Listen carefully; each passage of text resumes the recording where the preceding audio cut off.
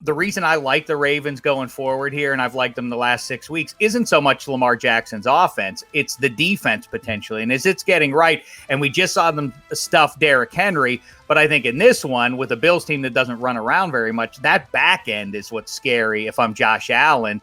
And, between Marcus Peters, well, we know who's on that defense. How say you? How do they go at making plays?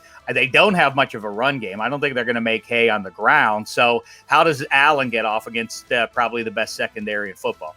It's interesting because when you look at statistically Baltimore's defense, they give up 4.6 yards per carry. So everyone talks about how bad the Bills' rush defense is at times. They literally give up the same yards per carry as the Baltimore Ravens defense. Mm-hmm. But this Ravens defense is peaking at the end of the season. They haven't given up more than 14 points in their last 4 games.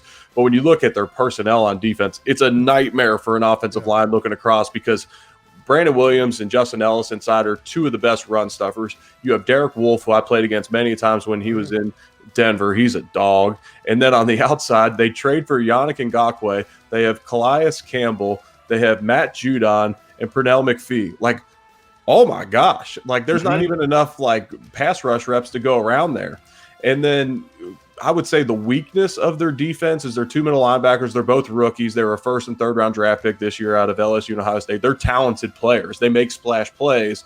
That would probably be the weakness of their defense. And then you mentioned their secondary already. To me, Don Martindale last year against the Buffalo Bills, I don't know if y'all know this, ran cover 0 blitz 16 times. I actually give credit to the Baltimore Ravens for the Bills having Stefon Diggs right now, the receiver that led the NFL in catches and receiving yards.